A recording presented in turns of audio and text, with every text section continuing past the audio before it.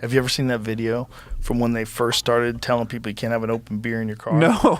See if you can find that video, Jamie. You have to wear a seatbelt when you're driving, and pretty soon we're going to be calling this country. That is fantastic. That's when Trump got his first light bulb. Hey, I think I'm going to be president. Hey guys, welcome back. Hope you're doing well. Today we've got Rogan on with Alex Berenson discussing drugs, gambling, and alcohol. All the fun stuff. So I'm going to take you through the most controversial moments between the two of them, and towards the end of this video, I'm going to lay out my biggest criticisms of Joe Rogan. There are a few things that he always says that drive me up the fucking wall. So stick around for that. Before we get started though, shout out to my 11,500 subscribers. Thanks for tuning in, and a very special mention to my ground level crew for carrying this channel on their shoulders. If you like this style of commentary and analysis, make sure you subscribe to get my daily uploads in your feed. Now, who the fuck is Alex Berenson? I was on with you one time before COVID, to talk about cannabis, but Before you got kicked off. before I got kicked off Twitter, Yeah. that's right, and then got put back. Well, let's talk about that because you came on for your book that I've referenced many times, and it's called "Tell Your Children," and I think it's important. So the first thing to know about Alex is that him and Rogan have opposing views on drug use and legalization. More on that in a little bit. But basically, the TLDR version is that Berenson was a New York Times reporter for just over 10 years, and he left in 2010 to write spy novels. Fucking random, I know. I haven't read any of them, so I couldn't tell you if they're good or shit. So then he started getting back into journalism over the last few years, and he became sort of this alternative media personality. He's pretty big on Substack and also on Twitter, which he was banned from at the request of the Biden administration. So Berenson was involved in that whole Twitter file saga, and he was actually one of the reasons that all of that came out in the first place. He sued Twitter before Elon bought it, after he was banned for medical misinformation about COVID, and he won. Twitter settled with him for a confidential sum of money and reinstated his account as part of the settlement, and he's basically been using that massive win as a platform ever since. And you've got to admit, it was pretty ballsy. He backed himself in court, and he basically brought receipts for all the shit that he was saying on Twitter about COVID. But the most interesting thing was during the discovery period, which for those of you who don't know is when both parties have to share emails and documents and anything else that contains certain keywords relevant to the case. So in this instance, Twitter had to give Berenson any correspondence that mentioned his name, and that's when he found the emails from the Biden administration telling Twitter executives that he should be banned, which, as you can imagine, is potentially an infringement of his First Amendment rights because it's coming from the government. And I'm pretty sure he's in the process of suing the federal government for exactly that. And then finally, he wrote a book in 2019 called Tell Your Children, The Truth About Marijuana, Mental Illness, and Violence, where he basically says that weed contributes to psychotic disorders and violent crime, which is super controversial. And that brings me to Rogan and Berenson. Like I said, they have opposing views on drug use and legalization, which I'm about to get into, but I've got to say, I get strange vibes from Berenson. There's something about him that seems off. He's obviously a pretty smart guy, which is fine, but he comes off as a bit of a nutty professor, kind of like a crazy scientist, except he's not a scientist. I do agree with a lot of what he says, but I thought I'd just throw that in there in case any of you listening felt the same way. And so with all of that in mind, let's see how they got along on the podcast.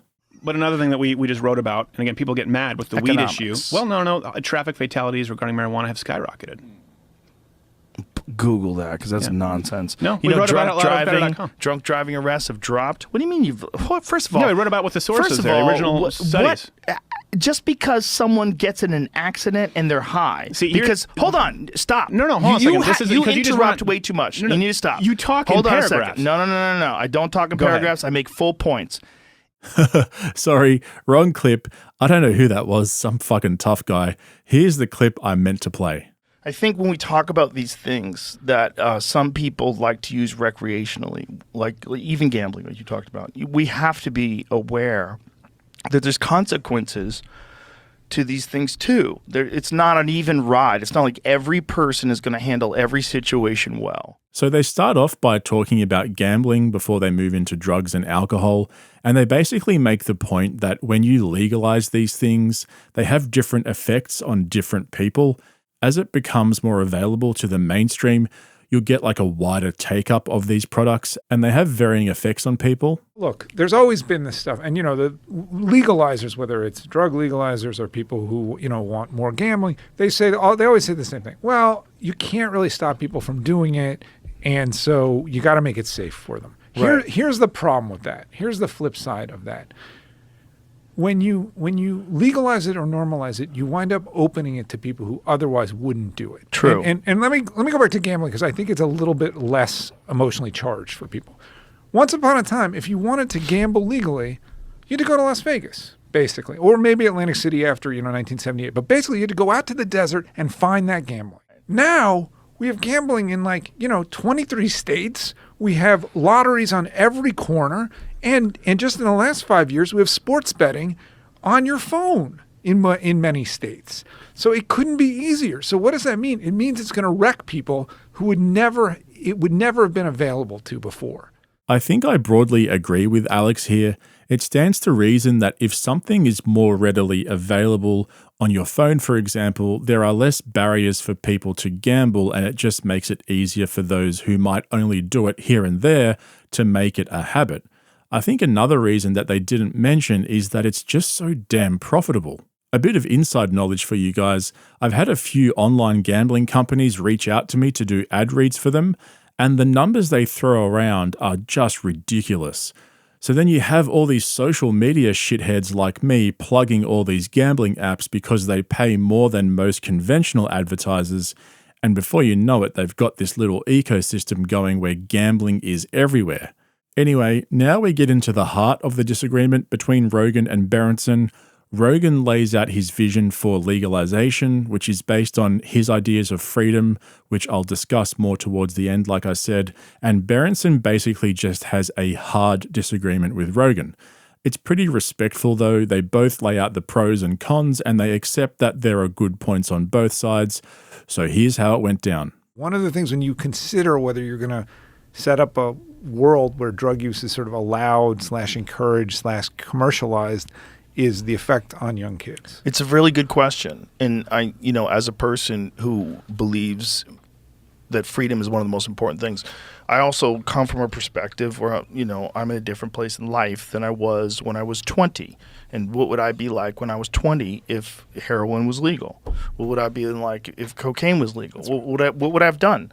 And that there's a reality that if you open the gates now and you say, now all of these drugs are legal, we're going to regulate them, and the way to stop fentanyl coming in these tainted cocaine is to sell pure cocaine, and it'd actually be better for everybody. I don't believe that. I truly don't believe it. I don't think the problem is the tainted drugs. I think the problem is that drugs just eat people. I think there's both of those things. But what I was about to say is, if you did do that, you would undeniably have a certain amount of people that are going to get addicted that never would. Yep. Certain amount of people that were going to lose their lives that never would. Yep. Certain amount of violent actions, car accidents, people on meth and heroin and drugs and coke, and they're going to do wild shit. Yep. And people are super unpredictable when they're fucked up on drugs, and you're going to have real problems. And that's also true. But would more people do it if it was legal? I think you're right. I think more people would try it. But eventually not. So we just have to sacrifice a whole generation to people learn? Yeah, I think the number of users would definitely increase if more drugs were legalized. I know a few people who like smoking weed but just hate dealing with drug dealers. So if it was more readily available through legal or mainstream sources, they'd definitely be smoking it up more often. And I think that's probably one of the more important points for me. Legalizing drugs would eliminate a lot of organized crime. Most organized crime is centered around drugs. I'm a big fan of that Netflix series called Top Boy that Drake revived, And whenever I'm watching shows like that, there are heaps of them, there's many more examples. You see all the death and destruction that follows, all the innocent lives that are just collateral in this massive circus, and you can't help but think, this would all go away if this shit was just legalized. But then you have the issue of the government taxing the absolute shit out of it and profiting from addicts, so you can't win. You've got to choose your poison at the end of the day, and that's something that I think both Rogan and Berenson acknowledge. We know that even with adults that have, reasonable ways of approaching every other aspect of their life, some of them can't have a drink. That's right. They can't do it. They get fucking gerbil eyes and they're gone. You know those guys. Yes, of course. Those are real people too. And what do we do about that? And it's a good question, but it's a question that unfortunately there's so many pros and cons of both sides. And the con of both sides is crazy because you're empowering a gigantic criminal enterprise. That is, yes. That's crazy. And that was the prohibition. That was the thing that was going on in America. They didn't stop people from drinking whiskey, but they stopped them from drinking good whiskey. They were making moonshine and... that was what NASCAR was created for. Yeah. They were trying to run away from cops. Those boys out, yeah. They developed hot rod cars to run away from cops. Okay, so here's the thing. This is a great discussion and there are good points on both sides, blah, blah, blah, all that warm and fuzzy shit, well done. But there are a couple of things I notice when Rogan discusses this stuff. First of all, his threshold for crisis is much higher than the average person. He mentioned this a couple of times in this episode where he says, some people can take it, they can use drugs recreationally here and there, and it's not a problem for them, and some people can't. They become addicts and they can't function. So his basic argument is that if you're like him and you can handle your shit, you should have the freedom to do it. And I don't necessarily disagree with him, but what he doesn't realize is that his lifestyle allows him to get drunk and get high basically whenever he wants, and it doesn't really affect his ability to earn money. In fact, it probably helped him to get where he is now. People like his laid-back, I don't give a fuck attitude. He's got fuck you money, so he can do whatever he wants. But for most people, if they did drugs and alcohol as much as him and his buddies, it wouldn't take long before you lost your job and couldn't pay the bills. Also, think about your domestic life, right?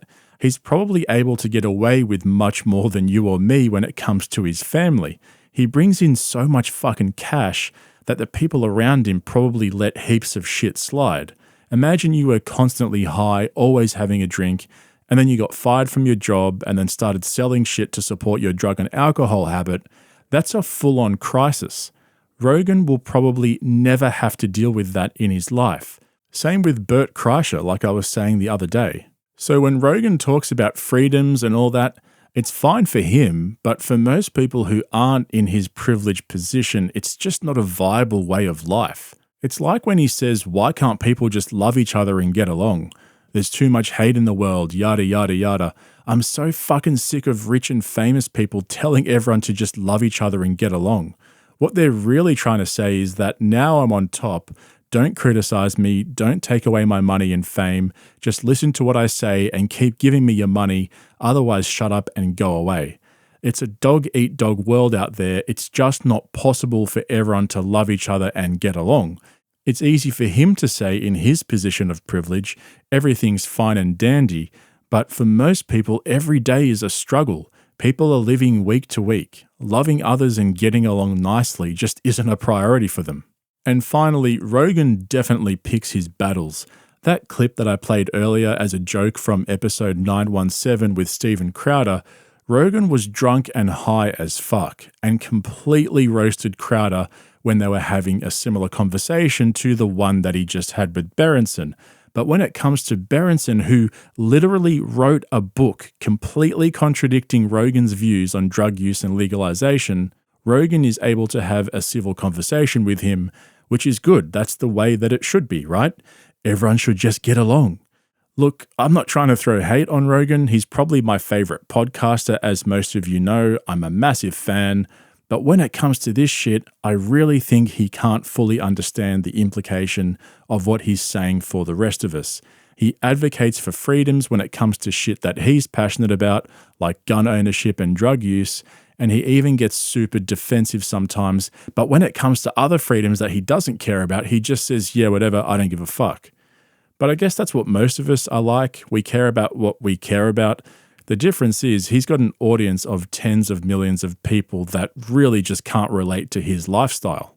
Anyway, that's enough from me. I'm interested to hear what you guys think. Drop a comment below and I'll pin the best comment as usual. I hope you enjoyed this video. If you did, hit that like button and become a subscriber so you can keep up to date with all my latest videos.